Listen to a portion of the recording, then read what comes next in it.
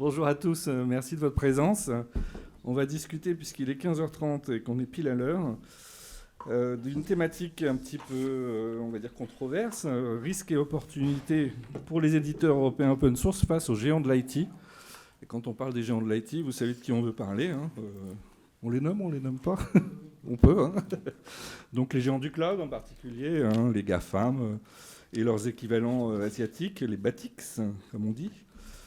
Baidu, Alibaba, Tencent et Xiaomi, pour ceux qui auraient oublié. Je m'appelle Olivier Bouzereau, donc je suis ravi de vous accueillir. C'est un débat où j'ai invité quelques éditeurs français, ouais, tous français, et un grand utilisateur qui est le groupe Orange, grand utilisateur, grand contributeur open source également. Ce que je vous propose dans un premier temps, c'est qu'on fasse un petit tour de table pour que chacun se présente. On va commencer par Catherine poliment. Bonjour Catherine. Bonjour, Catherine Tillous. Je dirige une société qui s'appelle Machina Corpus, qui est avant tout au départ une société de services.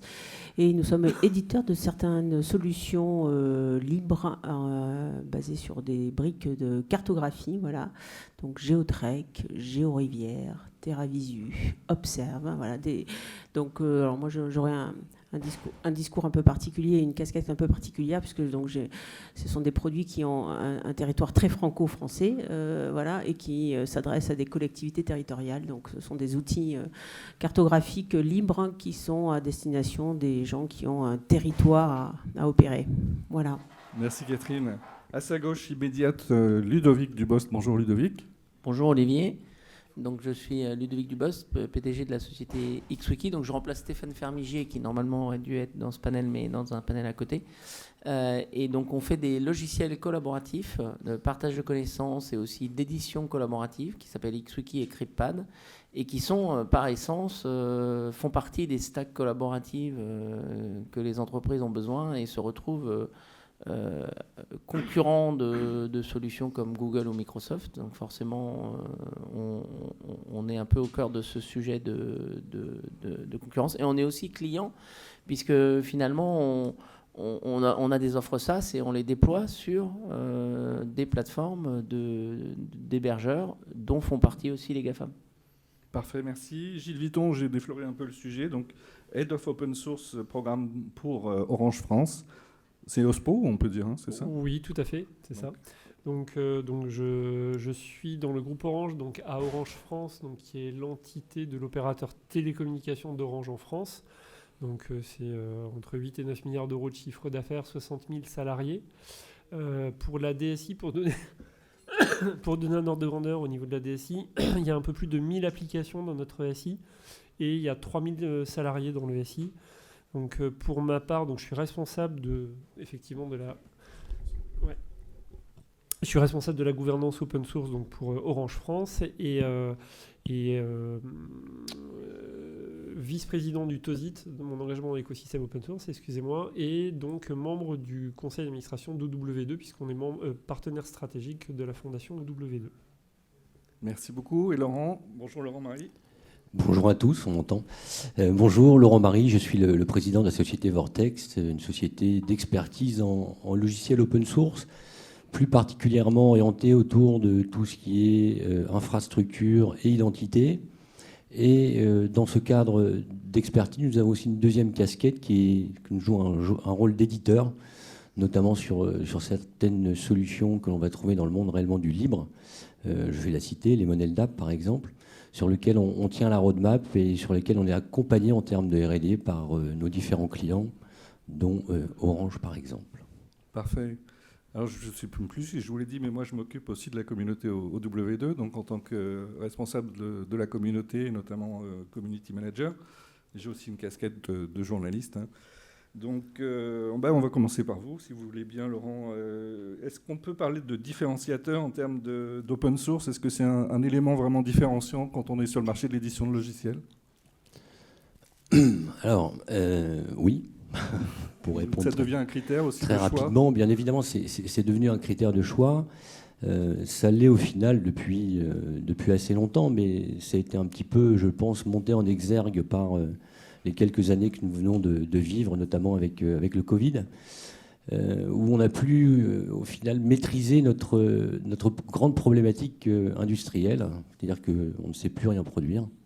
Alors je parle des masques, évidemment, ou des médicaments, tout le monde l'avait compris, mais ça ne s'arrête pas là. Et il est vrai qu'au niveau je dirais de l'industrie logicielle, on a compris qu'il fallait réacquérir une certaine indépendance. Voilà, donc je pense que l'État, de son côté, parce que c'est quand même un grand donneur d'ordre, l'a compris et investit de plus en plus sur ces sujets. Donc je vais tout de suite lâcher le mot important, c'est la souveraineté numérique. Et c'est pas Gilles qui va nous démentir, c'est un critère de choix.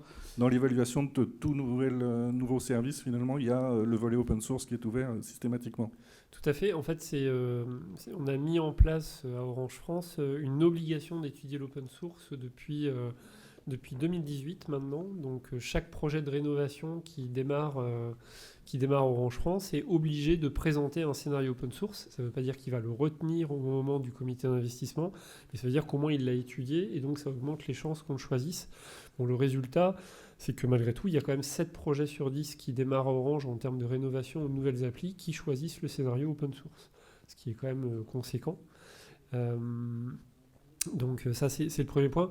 Le deuxième point, c'est de mettre en place des outils qui permettent justement de faire du support sur ces outils, des outils financiers, parce que pour reprendre une phrase célèbre d'une grande chanteuse des années 70, on entend souvent les acteurs utilisateurs dire « je voudrais bien, mais je peux point ». C'est vrai qu'à chaque fois, c'est « je voudrais bien contracter avec vous parce que vous avez la connaissance et vraiment vous m'intéressez, mais je ne sais pas faire, je ne sais pas comment référencer ce fournisseur-là chez moi ». C'était un peu l'objet de la présentation que j'ai faite hier sur la stratégie open source qu'on a mise en place. Très bien. Ludovic, peut-être parlons de marché du logiciel. Est-ce que le marché du logiciel open source se porte encore mieux que le marché global des logiciels ? Alors, je sais pas. Moi, j'aurais pas tendance à dire qu'il se porte mieux. Non, ça va être difficile de dire ça parce qu'on a quand même des acteurs et un marché de l'IT en général qui est extrêmement dominé par quelques acteurs qui tirent une grande partie de la valeur et d'ailleurs qui sont aussi très chers. Donc forcément, automatiquement, ils génèrent plus de volume. C'est-à-dire, ça n'empêche pas les acteurs open source de se porter bien. Moi, ce que je trouve important, c'est ça. Est-ce qu'on est capable de se porter bien ? Pas forcément qu'on se porte mieux, parce que comme ils vont être forcément plus chers, c'est dans le modèle. C'est dans le modèle d'être plus cher et de tirer la valeur des clients, enfin de les dominer et de monter les prix. Forcément, ils vont gagner plus d'argent. Mais ce qui est important, c'est est-ce qu'on est capable de se porter bien. Et ça, oui, l'open source se porte de mieux en mieux avec le temps. C'est-à-dire que voilà, il embauche, oui. Il embauche, il crée de plus en plus de produits. Les produits, on a de plus en plus de solutions, et donc il y a un progrès. Catherine, un exemple justement de service que vous mettez autour du logiciel et qui fait que la société, je crois, compte une 50aine de salariés, c'est ça ? Oui, tout à fait. Donc, un des produits qui est le plus connu, c'est effectivement Géotrek. Pour revenir à ta question sur l'open source différenciateur aujourd'hui, donc très clairement, alors encore une fois, mon discours, c'est sur des produits qui s'adressent au secteur public, mais l'injonction open source qui est très vieille, de dire l'État, ça fait très longtemps qu'il a lancé cette injonction de faire l'open source. Ça marche pas, en fait, l'injonction de dire, dites aux gens, je sais pas ce que ça serait intéressant de savoir si l'injonction de dire, utiliser l'open source demain, c'est une obligation, ça ne marche pas.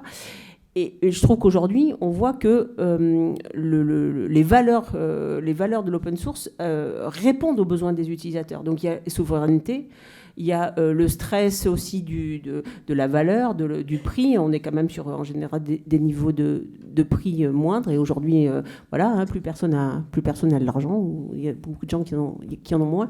Le partage, la mutualisation des besoins, c'est vraiment des choses aujourd'hui où les acteurs, les solutions technologiques sont difficiles à appréhender. Donc, mutualiser les besoins, se mettre ensemble autour de la table, être plusieurs utilisateurs.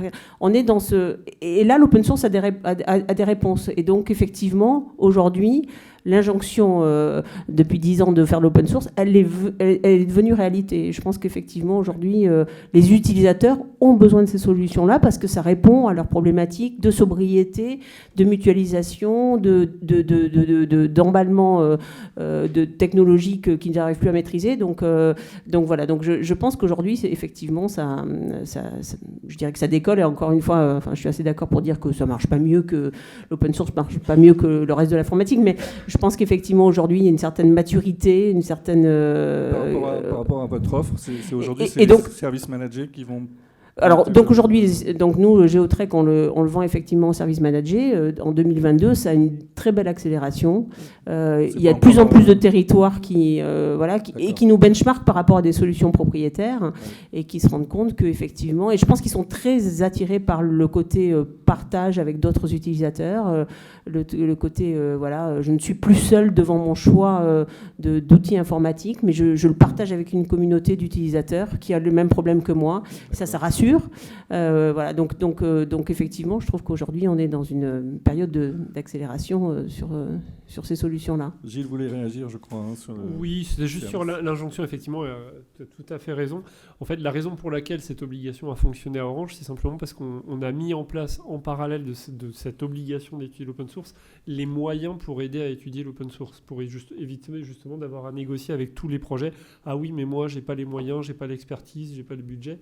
Donc on leur donne les moyens de le faire. Si jamais ils n'ont pas l'expertise, ces moyens sont fournis par le programme open source, en fait. Voilà. Laurent, un petit mot sur le... Oui, au-delà de cette prise de conscience, effectivement, par l'utilisateur, je crois qu'on a aussi un élément important, c'est la compréhension de la part de certaines entités à partager la ressource. Et je pense notamment à la ressource financière. C'est-à-dire que la nouveauté, c'est que l'on arrive à réunir des acteurs qui pourtant ne pourraient pas être réunis à la base. Je pensais par exemple à 2 opérateurs, telco, qui jadis étaient incapables de travailler sur un projet commun, ou tout au moins financer communément un projet. Et c'est vrai que ce sont des choses qui sont arrivées, qui sont nouvelles, et qui sont efficaces au final. Alors évidemment, il faut s'affranchir de la composante concurrentielle, c'est-à-dire que ça ne peut fonctionner que pour des éléments qui sont propres au SI, mais pas sur des éléments qui sont propres, par exemple, à un avantage de l'un ou de l'autre par rapport à la concurrence. Et on voit la même chose dans les ministères, ça c'est pareil. Alors c'est moins nouveau, mais c'est de plus en plus évident et clamé en fait dans les ministères. C'est de se réunir à plusieurs ministères pour dire, il y a une fonctionnalité qu'on voudrait, les communes, et on va être capable, plutôt que de la payer 2 fois, ce qui était le cas avant, on va être capable de se réunir et de la faire développer pour les 2 entités. Et ça, je pense que c'est une bonne chose. Le contribuable nous en remercie.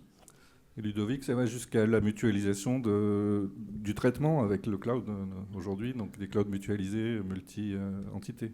Oui, alors il y a des gains vraiment importants. Nous, chez XWiki, on a des offres de SaaS.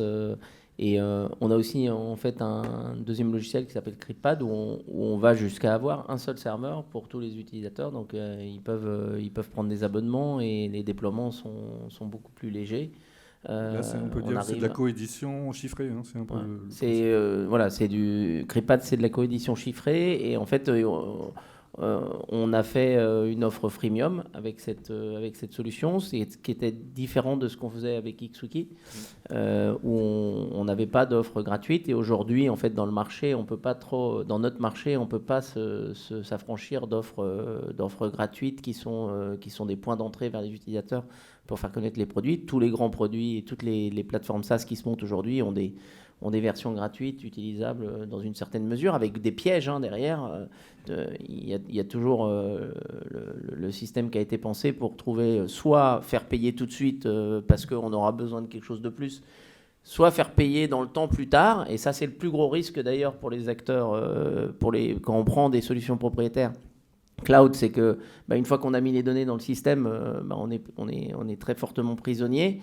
Et on va se retrouver avec des changements de tarifaires qui vont venir dans le temps en fonction du niveau de succès de la solution qui a été développée. Donc des gens comme Slack ont commencé à fermer les passerelles qu'ils avaient ouvertes, qui étaient très accueillantes. On pouvait connecter à d'autres systèmes et puis d'un coup on ne peut plus. Et puis un jour ils ont décidé, vous aviez le droit à 10 000 messages. Puis maintenant finalement ils ont décidé ce ne sera plus 10 000 messages, ça sera 30 jours. de messages que vous pourrez rechercher C'est gratuitement. là où l'open source peut s'engouffrer Voilà. finalement, c'est quand il y a C'est quand, justement, l'open source s'engouffre très bien quand... Alors, le problème, c'est qu'on perd beaucoup de temps. Ouais. Parce que les clients ne voient pas tous ces petits pièges. Ils profitent du gratuit ou de l'offre telle qu'elle est à un moment et ils ne voient pas qu'en fait, ils sont en train de s'enfermer. Et la migration peut être compliquée. Nous, sur XWiki, on a justement ce cas-là face à Confluence d'Atlassian. Atlassian a changé fondamentalement ses conditions. Ils avaient des serveurs qu'on pouvait payer pour des petits projets à 2 000 € ou 3 000 € la licence sans limite de temps. Et maintenant, c'était 27 000 € point d'entrée. Donc, il y a tout un tas d'entreprises qui voulaient avoir plein d'instances qui se retrouvent avec des tarifs exorbitants. Globalement, ça a tout multiplié par 4 ou 5 en termes de prix en quelques années. Et on nous appelle aujourd'hui. Sauf qu'on a perdu beaucoup de temps parce que pendant tout ce temps-là, l'investissement, l'argent, il a été donné aux concurrents propriétaires et on n'a pas eu... Et puis les gens, ils viennent nous voir et il faudrait que vous sachiez faire ci, il faudrait que vous sachiez faire ça. Ah ben oui, mais si vous l'avez payé à 5 ans, on l'aurait, hein, ça serait déjà fait.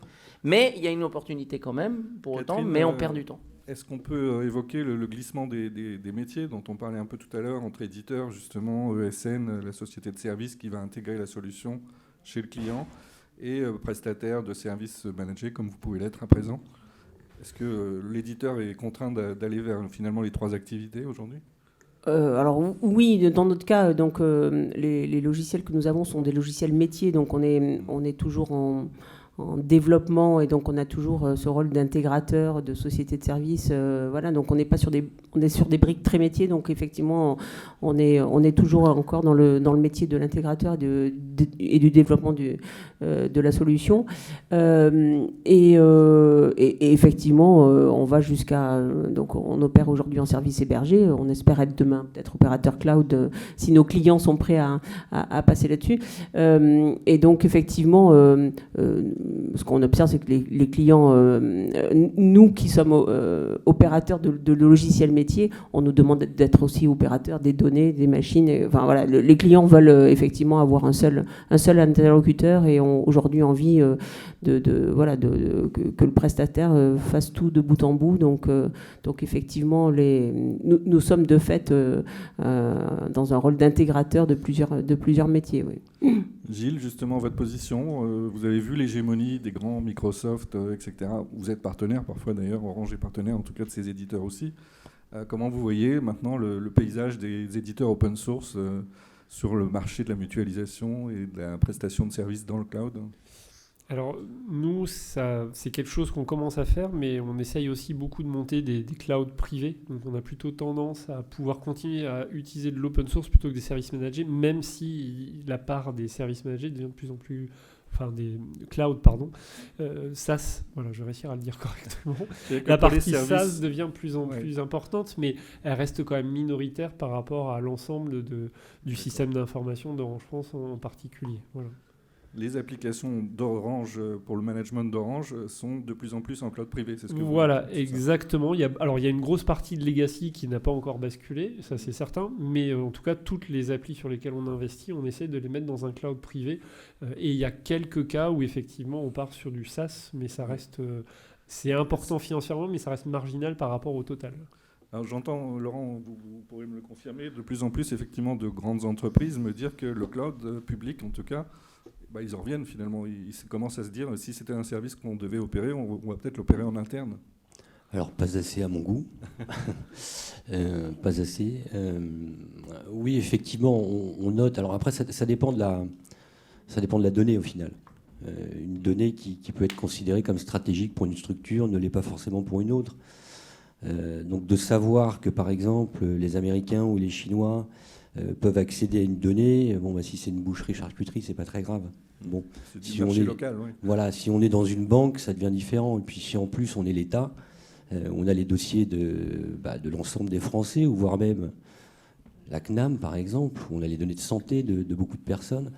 Là, ça devient gênant. Et effectivement, on note une tendance, tout au moins, alors je dirais pas que c'est un recul, mais je dirais que la tendance s'est freinée pour justement arrêter de partir un peu n'importe où sur ces technologies qui sont modernes, innovantes, pour se recentrer, comme Gilles vient de le dire, sur des clouds qui sont un peu plus privés. qui sont, je dirais, identifiables en termes de localisation notamment, parce que c'est quelque chose d'important de savoir où est la donnée, parce que si on part, moi je me permets de dire les mots, mais si on va chez Amazon et on nous dit vous inquiétez pas, votre donnée elle est mise là, oui elle est mise là, mais ensuite elle est répercutée partout et on ne sait absolument pas. Et c'est vrai que pour certains sujets, il va être important de pouvoir dire ma donnée elle est là, je sais qu'elle est là, je sais que personne ne peut y accéder, et je sais aussi qu'il n'y a pas une instance étatique qui va obliger l'hébergeur à aller donner cette donnée à quelqu'un. Voilà, j'en dis pas plus sur le quelqu'un. Ludovic, on voit aussi ces géants de l'IT devenir des grossistes en quelque sorte, avec des places de marché. Quelle est la position de XWiki par rapport à ça ? Alors, ouais, effectivement, il y a les opérateurs cloud sont des places de marché, et moi j'ai tendance à les voir un peu comme des centres commerciaux dans le futur. C'est-à-dire qu'ils sont dans les centres commerciaux, il y a des marques, on retrouve des magasins. Alors, un problème avec ces centres commerciaux, c'est qu'ils sont à la fois distributeurs de marques externes, mais ils sont aussi marques eux-mêmes. C'est-à-dire qu'en fait, ils sont membres de leur propre centre commercial. Et ça, c'est un vrai problème concurrentiel qui crée des effets de bundle, voire des effets de concurrentiels illégaux, puisque en fait, ils ont l'information de tout ce qui fonctionne. Et on sait, par exemple, il y a déjà des plaintes autour des marketplaces d'Amazon, où Amazon refait des produits qui sont dans la marketplace basés sur l'information. Alors, ils sont censés ne pas regarder, pas faire passer l'information à l'équipe d'à côté qui fait des produits, mais en final, ils le font et ça finit par ressortir. Et ça crée des vrais problèmes de concurrence. Et alors, dans le software, on a exactement le même problème. C'est-à-dire qu'en fait, on n'a aucune garantie de ne pas se retrouver mis de côté. Un jour, on peut être mis en avant dans un App Store. On a vu ça chez Apple aussi. Et le lendemain, finalement, ils décident de lancer un produit. Et là, votre produit à vous, il se retrouve relégué, caché, plus mis en avant. Et c'est le produit du gestionnaire de la plateforme qui est mis en avant, proposé en bundle, bien intégré avec tous les softwares. Et donc, c'est assez dangereux. Il nous manque vraiment des systèmes de marketplace ouverts, neutres, où on va pouvoir se mettre quasiment globalement, être chez plusieurs providers en même temps. Par exemple, moi j'avais beaucoup étudié. Avant. Nous, on a notre cloud chez OVH, en cloud privé, on fait notre propre SaaS. On est dans la marketplace d'OVH, mais la marketplace d'OVH, elle n'est pas automatisée, pas intégrée. Si on veut, et j'avais étudié les marketplaces, et les Américains ont un temps d'avance phénoménal. C'est-à-dire, ils offrent tout un tas de technologies, de méthodes de vente, on peut faire son prix. Il y a tout un système pour aller se mettre chez AWS ou chez Google ou chez Microsoft, à condition de se hoster chez eux. Mais dans tous les cas, il faut le développer 3 fois. C'est-à-dire que c'est une fois ça sera jamais la même chose pour Amazon, pour Google et pour Microsoft. Et si on le fait avec des Européens, il faudra encore le développer une 4e fois et peut-être une 5e si on veut aller en Allemagne chez un opérateur allemand. Donc il y a un vrai problème d'interopérabilité qui n'est pas du tout résolu. Et ça, c'est un vrai challenge pour les petits éditeurs. Oui, intéressant. Sur votre marché auprès des collectivités, il y a des centrales d'achat, il y a aussi l'UGAP, je pense notamment. Est-ce que c'est un canal de distribution aussi? Oui, tout à fait. Oui, tout à fait. Bon, alors effectivement, nous ne serons jamais sur ces salles de marché de ces grands Américains. Mais bon, je trouve regrettable qu'il n'y ait pas de solution, ne serait-ce qu'européenne. Voilà, c'est vraiment effectivement regrettable qu'il n'y ait rien du tout. Alors sur les marchés publics, il y a effectivement des centrales d'achat dont on peut penser ce qu'on veut, enfin voilà, avec des markups et des choses comme ça. Mais bon, au moins, on peut dire qu'en tout cas, c'est assez transparent. Au-delà ça peut coûter cher, mais à part que ça coûte cher, il y a moins de biais de concurrence. Et voilà, en tout cas, donc effectivement, il y a des centrales d'achat dans le domaine public, comme celle de l'UGAP. Ça pèse dans le chiffre d'affaires global de l'éditeur. Donc nous en bénéficions parce qu'effectivement, voilà, on ne prend, le markup, c'est plutôt le client final qui paye le markup et c'est pas nous. Donc voilà, donc c'est une façon de travailler effectivement ces plateformes d'achat. Mais c'est fort regrettable qu'il n'y ait pas effectivement que celle d'OVH par exemple ne soit pas plus fonctionnelle qu'elle ne l'est. Je pense effectivement fort regrettable. Je crois que le micro ne marche plus. Si, ça marche. Ah bon ? On vous entend bien. Oui. Ouais. Gilles, en tant que grand utilisateur, justement, ces places de marché, c'est quelque chose que vous observez aussi, que vous regardez, ou le poids d'Orange est suffisant finalement pour contracter directement avec l'éditeur? Alors, aussi étrange que ça puisse paraître, Orange est une PME par rapport à ses GAFAM. Donc on reste sur une négociation au rapport de force comme avec les éditeurs de logiciels propriétaires, ce qui fait que ça permet de faciliter le passage au cloud privé en instanciation de logiciels open source pour justement pour des problèmes de coûts et financer assez facilement ce type de projet-là, alors que pendant des années on peut nous avoir dit non, on ne croit pas à l'open source, mais quand on voit la facture, que ce soit avant sur du on-premise avec les logiciels propriétaires ou que ce soit aujourd'hui avec ce type de service-là, le rapport de force ne joue pas en notre faveur pour que la négociation puisse se dérouler dans de bonnes conditions. Donc ça facilite énormément, à certains moments, de façon assez surprenante, l'open source. Enfin, surprenante au sens du revirement potentiel. Oui. Laurent, des exemples peut-être en tête qui vous permettent de confirmer un peu la distorsion qu'on peut voir par rapport aux géants de l'IT, comme on le disait, pour les petits éditeurs locaux. C'est pour moi? Oui. Est-ce que tu peux reposer la question, s'il te plaît? Est-ce que les clients qui viennent vous voir, notamment, signalent ce type de distorsion qu'on a vu aussi bien entre les places de marché, les centrales d'achat, les grands éditeurs, les géants du cloud, et puis le petit éditeur européen? Alors, nous concernant, Vortex, pas du tout, parce qu'en fait, on vient nous voir avec un problème bien défini, sur une problématique bien ciblée. D'infrastructure, souvent. Voilà, exactement. Et du coup, on ne rencontre pas trop ce type de problème. Alors, ce qu'on se rencontre comme problème, c'est effectivement la même chose. C'est concernant alors, on va appeler ça des plateformes d'achat. Je ne sais pas comment on peut dire, les intermédiaires. Tu pensais à l'UGAP, j'imagine? Oui. Donc, effectivement, il y a un markup qui est assez sympathique, qui fait que nos produits deviennent très chers. Chez les distributeurs. Voilà, au final, où on accepte, nous, de rogner sur cette marge. Et au final, ce qui fait qu'on travaille, alors, je ne vais pas dire à perte, ce n'est pas le cas, mais tout au moins en termes financièrement, en termes de rentabilité, c'est assez peu intéressant. Je dirais, pour aller un peu plus loin, c'est que l'UGAP ne sait pas acheter du logiciel libre ou de l'open source. Je donne un exemple, c'est qu'à chaque fois que je leur propose une cotation pour un client, ils me demandent où sont les coûts de licence. J'ai du mal parce que à chaque fois je réponds la même chose, il n'y en a pas. Donc on les invente. Enfin, c'est quand même dramatique. Donc on vend une licence pour vendre un projet. C'est assez triste. Donc en fait, on a réellement un problème. Il n'y a pas d'OSPO peut-être à l'UGAP, il faudrait en créer un. Mais ils ne savent pas acheter Mais c'est normal parce qu'ils n'en voyaient pas du tout avant au final, puisque c'est un logiciel qui est gratuit. Et évidemment, on n'a jamais présenté de licence sur un logiciel gratuit. Donc voilà, c'est un petit peu dommage que ce ne soit pas plus clair à ce niveau-là. Ce qui permettrait notamment, alors déjà d'être plus crédible et de présenter des vraies solutions, voilà, et derrière d'avoir des marges qui soient tout à fait, qui soient mieux, tout simplement, transparent, et qui nous permettent de financer notre R&D, parce que nous finançons notre R&D. Avec l'aide, on redemande certains clients. Les grands utilisateurs, exactement, qui sont contributeurs. Gilles, vous voulez dire un mot là-dessus? Ouais, je pense qu'il y a effectivement un des problèmes principaux de l'adoption de l'open source dans les grandes entreprises, enfin, principaux, peut-être j'exagère, mais en tout cas, un gros problème assez systématiquement rencontré, c'est le problème des achats. Effectivement, là, on soulève un point déterminant. Pour moi, il y a deux aspects à traiter. Il y a un premier aspect qui est comment intégrer les achats au processus OSPO.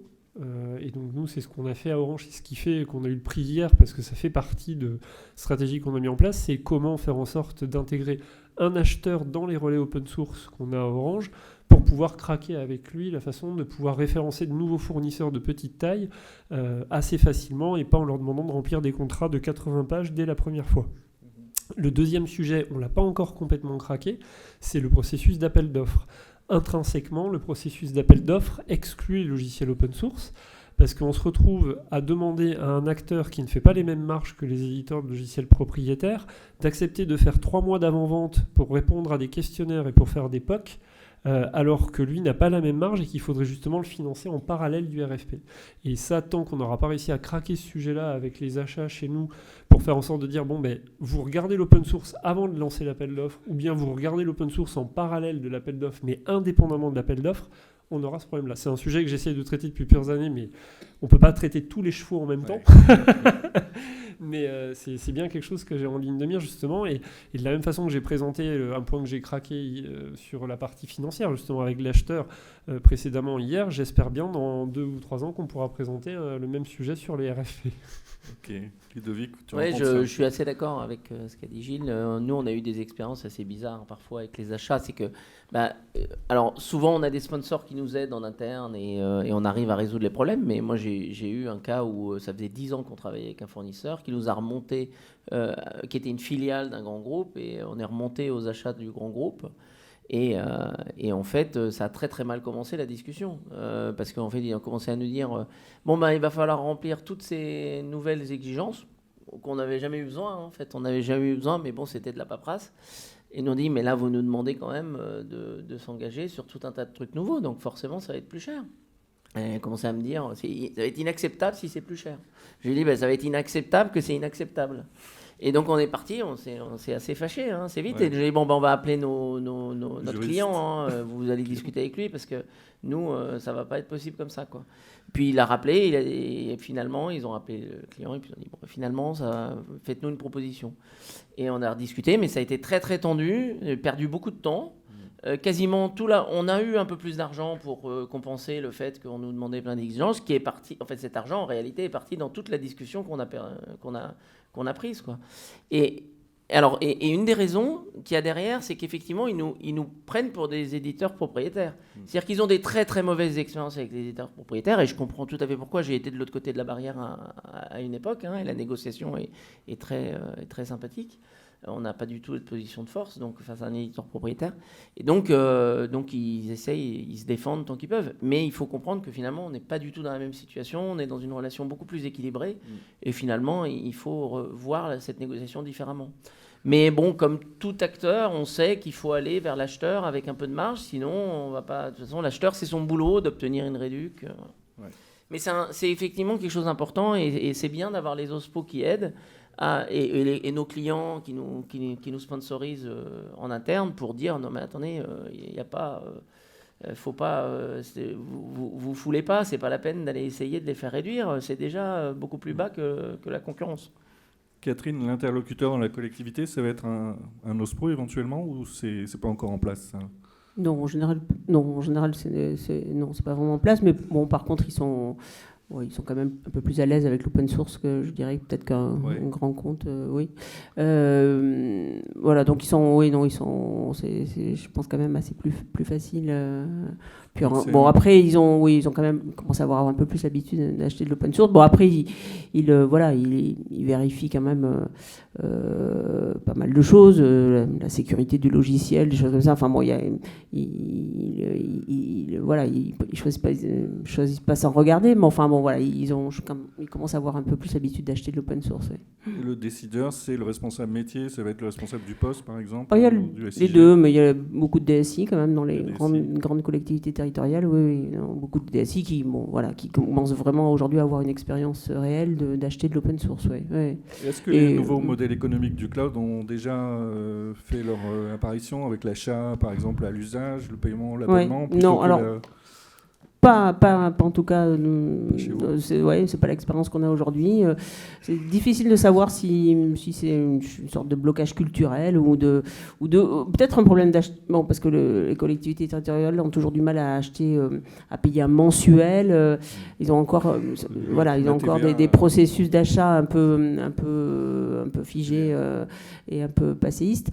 Donc, je sais pas si ça voilà, on peut pas dire que ça soit un secteur qui est basculé vers le SaaS et le cloud. C'est difficile de savoir exactement quels sont les blocages, s'ils sont culturels ou financiers ou organisationnels, mais voilà. Après, aujourd'hui, ça ressemble, les services managés qu'ils achètent chez nous, ça ressemble à ça de toute façon. Voilà. Moi, j'ai des collectivités territoriales qui nous appellent en disant on m'a dit que vous aviez une offre SaaS. Alors je dis oui, bien sûr. Bon, alors que c'est pas du tout ni techniquement ni contractuellement, c'est pas du tout une offre SaaS. On est sur du service managé très classique. Mais voilà, donc client, c'est ça. Oui, on est encore une seule instance par client. On est encore sur des choses très très classiques. Mais bon, voilà, pour certains de mes clients. c'est une offre en SaaS, je leur dis oui d'ailleurs.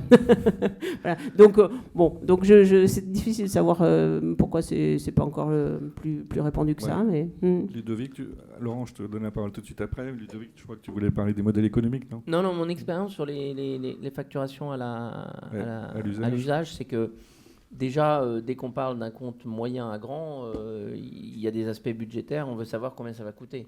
Donc ils veulent bien que ça soit souple en usage, mais il faut que ça soit fixe en prix. De toute façon, c'est un peu comme l'agile, où on dit je veux faire de l'agile, mais faites-moi une proposition au forfait. Mais donc déjà, il y a une problématique budgétaire. Et je les comprends très bien d'ailleurs, parce que il faut savoir que ces facturations à l'usage, de mon point de vue, sont des énormes pièges. Moi, je suis fondamentalement, j'évite tout ce que je peux, tout ce qui est automatique à l'usage et qui compte tout seul. Parce que ça peut partir en boucle très très vite. Chèque en blanc. Parce qu'on n'a pas fait gaffe. Ouais, on fait des chèques en blanc et puis derrière, on va activer des fonctionnalités. Et la facture, elle va s'adapter automatiquement et c'est très très dangereux. Mais c'est le modèle de beaucoup d'acteurs. Voilà, moi historiquement, j'étais un client d'OVH. On commande, on achète, on renouvelle, ça renouvelle automatiquement, super. Mais ça augmente pas automatiquement. Ça rajoute pas des ressources automatiquement. Ça doit être. Il devrait y avoir obligation de pouvoir caper dans les systèmes pour empêcher le truc de partir en boucle automatiquement, parce que ça va très très vite. Moi, on m'a parlé de quelqu'un qui a activé un service, 25 000 € de facture. Le temps qu'ils se rendent compte que, en fait, mais pourquoi on l'avait encore, ce service Laurent, il y a ce souci-là de fermer les robinets du cloud aussi. Non, je vais avoir une vue un peu différente par rapport à ça, parce que donc, on voit bien que le modèle qui a fonctionné pour la partie propriétaire, c'est la licence. Qu'est-ce que la licence ? En fait, c'est un revenu qu'on peut estimer comme étant mensuel ou annuel, et que la capacité de pouvoir proposer au final dans le domaine de l'open source des solutions en SaaS et donc sur un mode de facturation similaire, même si au final on ne fait pas payer l'outil mais le service, ça permet de nous mettre dans une position où on a de la visibilité. C'est-à-dire qu'au 1er janvier, on sait déjà qu'on aura en théorie facturé une certaine somme au 31 décembre. Et du coup, ça nous donne cette redevance que l'on n'avait pas avant. Les revenus récurrents pour l'éditeur. Exactement, la récurrence qui permet justement de mettre en place derrière une stratégie, de se sentir un peu plus confortable d'un point de vue financier et de faire vivre l'entreprise tout simplement avec plus de sérénité. Lorsqu'on était dans un modèle pur service, on installait quelque chose chez nos clients et lorsque cet élément était validé, recetté, on n'avait plus aucune dépendance financière avec lui. Il pouvait ne plus jamais nous recontacter au final. C'est le principe du libre. Ils sont libres de continuer de travailler avec vous, tout seul ou avec d'autres sociétés. Là, on conserve une relation avec le client au quotidien et on peut le suivre pendant des années, voire même détecter d'autres projets chez lui puisqu'on conserve cette relation. Oui. Gilles, peut-être le parallèle justement entre les licences qui étaient soi-disant perpétuelles, qui l'ont jamais été en fait, et ce qu'on trouve dans le cloud ou avec les éditeurs open source. En fait, le gros point, c'est ce que vient de soulever effectivement Laurent. Tu rebondis dessus, et c'est effectivement ça, c'est de savoir, comme on paye de la prestation, pourquoi c'est de la licence en termes de budgétaire. Je parle chez l'utilisateur. Et c'est vraiment le nerf de la guerre qu'on a craqué chez Orange France de ce point de vue-là en processus interne, c'est de dire c'est pas parce que c'est de la prestation de service que c'est du budget intégrateur. Et ça change absolument tout parce qu'en le basculant côté budget licence, en fait, du coup, on discute avec un interlocuteur qui est responsable du budget des licences et qui a chez lui le budget correspondant à la prestation de service qu'on a sur l'open source et qui a aussi chez lui le budget de l'éditeur. Et donc, il va pouvoir valider, dire « Ah oui, effectivement, je compare le chou avec le chou. » C'est l'exemple que je reprenais hier. C'est-à-dire « Ok, je compare des choux avec des choux, donc je suis capable de dire si tu me dis que ça coûtait 100 et que là, tu me proposes quelque chose qui coûte 30, écoute, go, je te valide ton budget immédiatement. » Alors que comme c'est de la prestation, si jamais on le met côté budget intégrateur, il dit « Non, mais ton budget de 100 que tu me dis que tu vas d'économiser, il n'est pas chez moi. Moi, tu me demandes 30 de plus et c'est pas possible. » Donc, c'est vraiment le truc qu'on a réussi à mettre en place.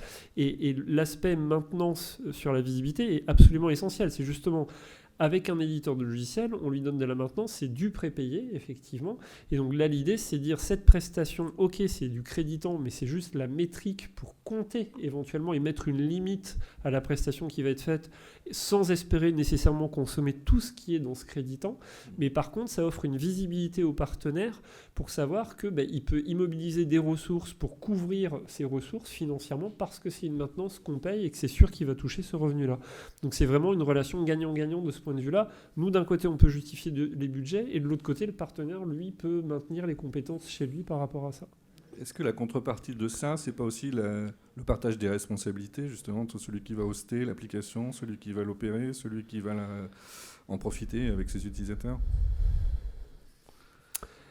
Ça change un peu la donne. Le modèle économique du cloud, c'est aussi vous restez responsable de vos données, mais tout va tourner chez moi et je suis responsable de l'infrastructure. Oui, après il y a le problème de la souveraineté qui vient se poser par-dessus. Ouais. Donc c'est une équation à beaucoup d'inconnus. C'est pas forcément le plus simple. Et c'est toujours le problème qui se pose. C'est toujours, oui, mais qu'est-ce qu'il va faire de ces données-là s'il les stocke chez lui et pas chez moi ? Et en plus, je suis obligé d'ouvrir des flux chez moi pour pouvoir communiquer à l'extérieur. Donc, est-ce que personne va essayer de s'infiltrer dans les flux que j'ouvre alors qu'ils n'étaient pas faits pour que quelqu'un d'autre y rentre ? Donc, ça donne une discussion plus complexe, ouais. Donc il y a des nouveaux équilibres à trouver, peut-être tout simplement entre les parties prenantes. Alors pardon, j'ai pas répondu, mais du coup, nous la solution, c'est plutôt d'essayer de faire un maximum de cloud privé et de on-premise, d'installation dans notre cloud interne, quoi, en fait, pour éviter toutes ces problématiques-là. Ludovic, la répartition actuelle dans les nouveaux clients, tu dirais dans le nouveau business, ça va être entre SaaS et puis. Alors. Ouais, nous on est environ à 50-50. Déjà 50-50. Ouais.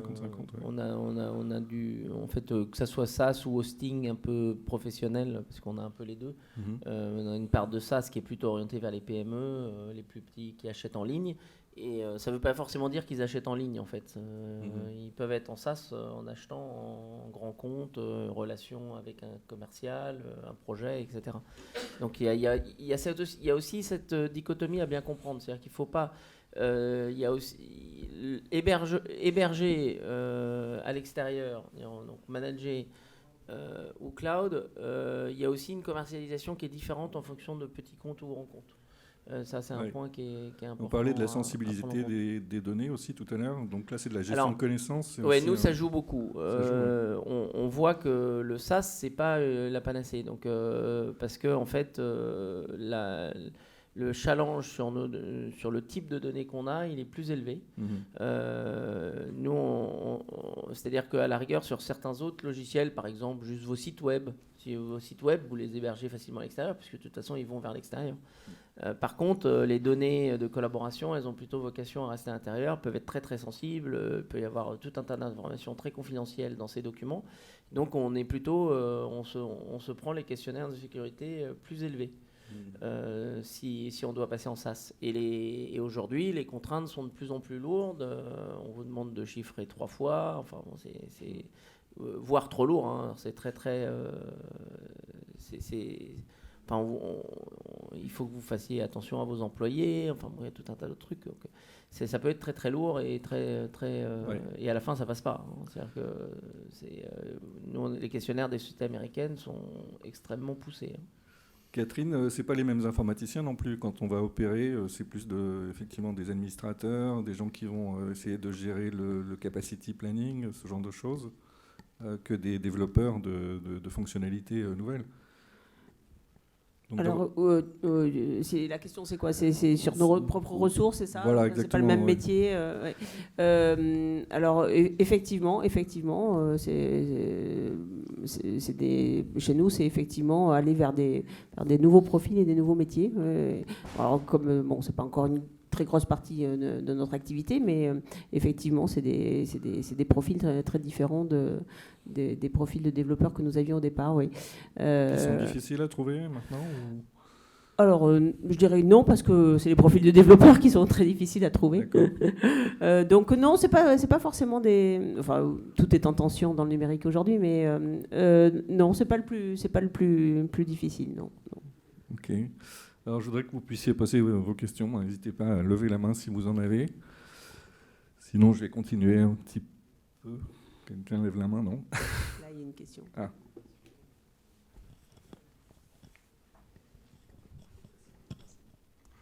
Oui, il y a eu beaucoup de points qui ont été adressés. Il y en a un qui m'a marqué en particulier, c'est ce lien donc, entre ces sociétés de services qui proposent des services basés sur des solutions open source et les acheteurs. Et on voit que ça ne fonctionne pas toujours, ils ne savent pas acheter de l'open source, c'était assez marquant. Ce que je note, c'est qu'il y a un problème de confiance, peut-être. On ne sait pas faire parce qu'on ne connaît pas ces entreprises. En termes de solutions, est-ce qu'il y aurait une solution, je ne sais pas, peut-être une nouvelle norme ISO qui décrirait comment une société de services qui fait du logiciel libre devrait se comporter? Est-ce qu'il y aurait des solutions pour avancer sur ce point? Une standardisation, Ouais. une bonne question. Je vois deux points possibles. Je pense qu'effectivement, il y a une méconnaissance du mode de fonctionnement de l'écosystème open source parce qu'il est un peu atypique dans le monde commercial. Avant, j'ai été software asset manager, donc gestionnaire des licences pendant 6 ans. Et pour la petite anecdote pour répondre à la question, à un moment donné, je me suis dit, tiens, au bout d'un an ou deux sur le poste, je me suis dit, tiens, je vais suivre une formation sur les négociations parce que j'avais pas un background de négociateur et donc sur le poste en question, il fallait savoir négocier. Et donc, je trouve une formation qui me plaît vachement, j'aimais vachement le titre, ça s'appelait Négociation raisonnée. Je me suis dit, ça va me plaire, j'ai le contenu, c'était super, vraiment, c'était top. Puis donc c'est 3 jours de formation et puis au bout d'une journée et demie, je demande au formateur, je dis je comprends pas parce que moi en tant que négociateur, tous les cas que vous me racontez là pendant cette journée et demie de formation, j'en ai pas vu un seul moi dans la réalité, j'ai jamais ce cas-là. Et il me dit oui mais c'est normal, vous êtes venu à cette formation, le prérequis c'est la négociation commerciale normale, c'est-à-dire celle le rapport de force. Là vous êtes en négociation raisonnée, c'est une négociation où on a affaire à un partenariat, à un fonctionnement en mode partenariat. Et pour faire le lien, aujourd'hui, les appels d'offres, c'est que de la négociation rapport de force, en fait. On n'est pas du tout sur du partenariat. Donc, du coup, le processus même d'appel d'offres n'est pas adapté à l'écosystème open source qui ne fonctionne que sur le mode du partenariat, vu que c'est la meilleure instanciation possible open source de l'open innovation à l'heure actuelle. Et un exemple concret, et j'arrêterai là ma réponse qui est assez longue, un exemple concret, notre exemple concret, parce que j'en ai plusieurs, mais le dernier, dans les critères d'évaluation qui sont utilisés pour comparer les différentes solutions entre elles, que ce soit propriétaire ou open source, aujourd'hui à Orange, on n'a pas été jusqu'à là encore, il n'y a toujours pas le critère, dans la liste des questions, est-ce que le code est ouvert ou non? Parce que comme on est habitué à comparer avec des solutions propriétaires entre elles, ça n'est pas un critère d'évaluation. Donc celui-là, il faut absolument, je veux le mettre, c'est pour ça que je dis dans 2 ans peut-être qu'on reviendra pour un autre prix parce qu'on aura craqué, parce que je sais ce que je veux faire, mais aujourd'hui c'est une question de temps aussi pour pouvoir le faire avec les achats. Ludovic, oui. Ouais, nous, alors, bon, je pense qu'il y a des années d'habitude des acheteurs, donc forcément ils ont été habitués à un certain fonctionnement, ils ne vont pas le changer comme ça du jour au lendemain. Mais en pratique, c'est pas grave, c'est-à-dire qu'on arrive à le résoudre à la fin, le problème. Alors, les appels d'offres, c'est un peu plus compliqué parce que quand les entreprises ont décidé de faire des appels d'offres, on est effectivement très dans le noir. En plus, il y a le problème que si vous faites un appel d'offres sur un logiciel open source, vous avez d'un côté des éditeurs qui ont investi dans les logiciels open source qui vont répondre, vous avez de l'autre côté des sociétés de services qui potentiellement n'investissent pas du tout dans le développement du logiciel qui vont aussi répondre, et vous allez avoir deux types de réponses complètement différentes, et donc les appels d'offres sont très difficiles pour effectivement des sociétés de notre type, et c'est des investissements importants. Mais on sait aussi que si en général on n'a pas parlé au client avant l'appel d'offres, il ne faut pas répondre. Que de toute façon, a priori, il y a peu de chances que vous gagniez. Donc on essaye d'éviter ça de toute façon. Souvent, on travaille sur des appels d'offres où il y a déjà eu des contacts avec les clients avant qui nous ont dit ça passera par un appel d'offres. Voilà, on le sait, et on augmente notre taux de succès de cette façon. Par contre, on a fait des choses intéressantes pour essayer d'augmenter l'éducation des gens avec qui on a en face. Par exemple, chez nous, on a fait quelque chose qui est de dire si vous faites du service et que vous ne voulez pas le support, vous payez le service 50% plus cher. Et rien que le fait d'avoir mis en place cette règle et de l'annoncer, ça nous a permis d'engager une discussion, c'est-à-dire une explication. Et on le met dans les propositions, on met l'un et l'autre juste à côté. Parce qu'on avait de temps en temps, on mettait le prix du service, on mettait le prix du support, et il n'y avait pas cette règle. Genre, parfois on a fait l'erreur, le client nous demande du service et du support, on le met dans la proposition, on ne fait pas le coût de la réduction. Et puis en fait, il nous dit finalement, je vais prendre que le service. Il dit attendez, si vous prenez que le service, c'est plus le même tarif. Donc il faut absolument l'écrire comme règle de base de notre proposition. quitte à ce que ça amène une question. Et si ça amène une question, c'est l'occasion d'avoir une explication sur le fonctionnement, le modèle de fonctionnement d'un éditeur open source. Et combien on investit dans le logiciel. Que la plupart des coûts sont dans la R&D. Parce que c'est ça qu'il faut comprendre aussi. On est dans un marché où la majorité des coûts sont en réalité des coûts fixes. Que ce soit R&D, marketing, tout ça, c'est quasiment que des coûts d'acquisition de clients. Une fois qu'on a le client, le support en lui-même, c'est un coût très très faible dans le produit. C'est-à-dire, nous, les marges de support, ça va à 80-90%. Donc on pourrait faire n'importe quel prix. Mais si je descends le prix à 10%, qui est le vrai coût que j'ai pour le support, bah, je ferme la boutique immédiatement, je vire tous mes développeurs, je ne fais plus de produits et dans 2 ans, je ne suis plus là. Donc, et on sait que si on a du volume, on pourrait réduire les coûts. On peut réduire le coût des produits si on a le volume. Alors c'est ce que font pas les éditeurs propriétaires. Ils sont tout à fait capables de vous vendre tous ces logiciels beaucoup moins cher. Mais ils ne le font pas et il suffit d'aller voir leurs résultats financiers pour voir qu'ils se gardent tout pour eux.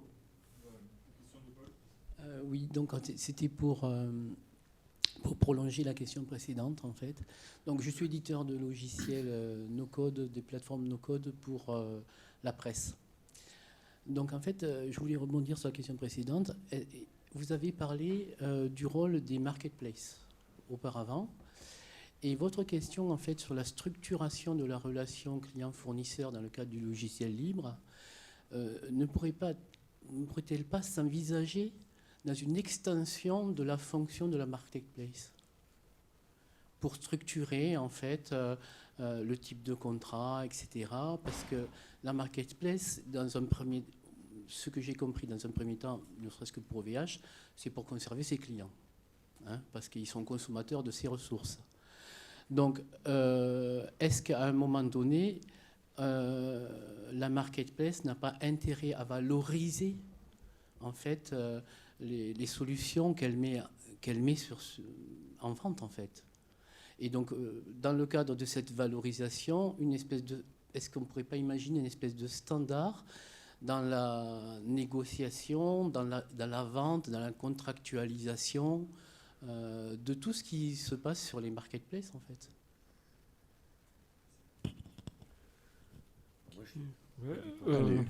Le seul morceau de réponse que je verrai, c'est que la question n'est plus la même dans ce cas-là, parce que tout le problème de l'augmentation exponentielle des coûts des logiciels propriétaires, je vais répondre sur la marketplace en continuité, c'est le fait que même si on les met en concurrence au début, ils sont quand même dans une position de monopole, parce qu'à partir du moment où il y a un seul acteur qui peut mettre à jour le code, c'est un monopole, ce qui fait qu'une fois que la durée du premier contrat signé, au bout de 5 ou 6 ans, on arrive à terme, la politique de prix devient folle, parce que ça nous coûte moins cher d'accepter une augmentation énorme du prix de la maintenance plutôt que de réécrire toutes nos applications, puisque le code n'est pas réversible. C'est une souche propriétaire, on est bloqué. Sur la marketplace, justement, la réponse que j'aurais, c'est de dire il faut voir dans quelle mesure les clauses de réversibilité des données qui ont été positionnées dans le service sont suffisamment abouties pour permettre de récupérer les données.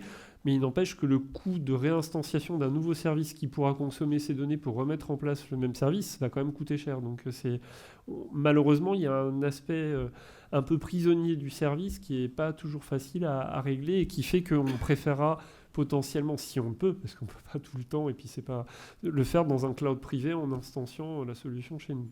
Voilà. Mais c'est parce que nous, Orange, on a les moyens aussi. Je veux dire, tout le monde n'a pas forcément moyen d'instancier dans un cloud privé.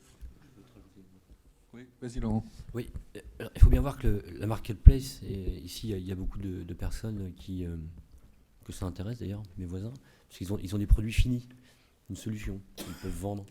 Mais l'open source, c'est pas que ça. L'open source, c'est aussi énormément d'éléments spécifiques pour essayer de coller réellement aux besoins d'un client. Et ça, ce sont des choses qu'on ne peut absolument pas présenter sur une marketplace. Ce sera un point d'interrogation. Et du coup, là, on a seulement une partie de la réponse, en quelque sorte. Et en parlant de marketplace, je ne crois pas qu'il y en ait réellement. Donc, on parlait de celle d'OVH tout à l'heure. Voilà, moi, je l'utilise aussi. Elle n'est pas très performante par rapport, effectivement, comme tu le disais, les solutions américaines qui arrivent avec des trucs paramétrables où on est juste à cliquer, puis voilà, on achète. Mais nous, on n'a pas ça encore. Mais un problème un peu avec les marketplaces, c'est justement, c'est pour aller rentrer dans une marketplace, c'est plein de petits détails techniques d'un côté. On pourrait, et la partie technique pourrait être beaucoup plus standardisée. Et ça, c'est quelque chose qui manque. Et la partie facturation aussi. Mais c'est, à chaque fois, de toute façon, c'est plein de petits boulots parce qu'il faut aussi gérer le juridique, etc., la revente, des contrats. Donc, chaque marketplace va forcément obliger à remplir les mêmes choses. Et ça, c'est quelque chose qui manque. Et le danger, c'est que ça a tendance à favoriser les plus gros. Parce que finalement, si vous êtes petit, vous allez vous intégrer à qui ? Le plus gros. Celui qui va rapporter le plus gros business. Donc ça renforce la position des plus gros. D'où le besoin effectivement de standards. On a besoin de standards. Le problème, c'est que personne n'a envie de les développer. Aucun des leaders n'a envie de laisser... Ils préfèrent que ça soit justement assez spécifique chez eux pour que comme ça, c'est pas réutilisable de l'autre côté par les concurrents. Voilà. Et c'est ça le problème. Si on n'a pas d'autres questions, on va remercier notre panel. Merci Catherine, merci Ludovic, merci Gilles et merci Laurent. Et merci Olivier. Merci Olivier.